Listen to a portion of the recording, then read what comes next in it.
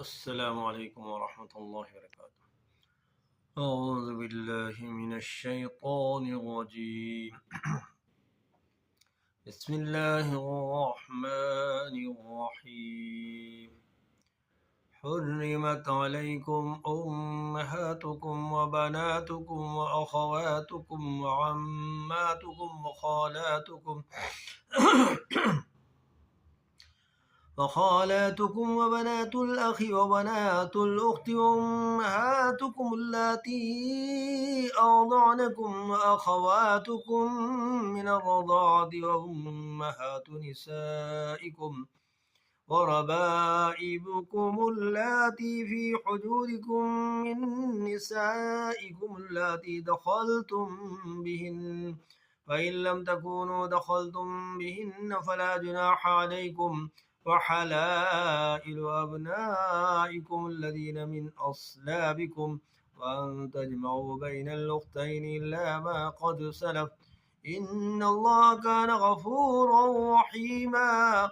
والمحصنات من النساء إلا ما ملكت أيمانكم كتاب الله عليكم، وأحل لكم ما وراء ذلكم أن تبتغوا بأموالكم محصنين غير مسافحين، وما استمتعتم به منهن فآتوهن أجورهن فريضة، ولا جناح عليكم فيما تراضيتم به من بعد الفريضة، إن الله كان عليما حكيما.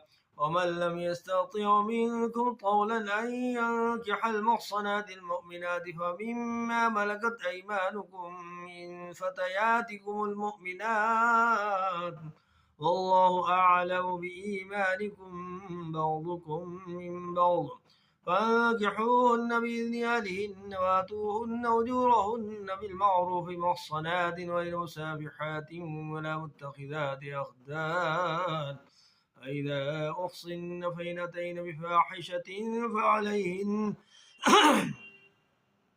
فعليهن نصف ما على المحصنات من العذاب، ذلك لمن خشي العنت منكم، وأن تصلوا خير لكم، والله غفور رحيم.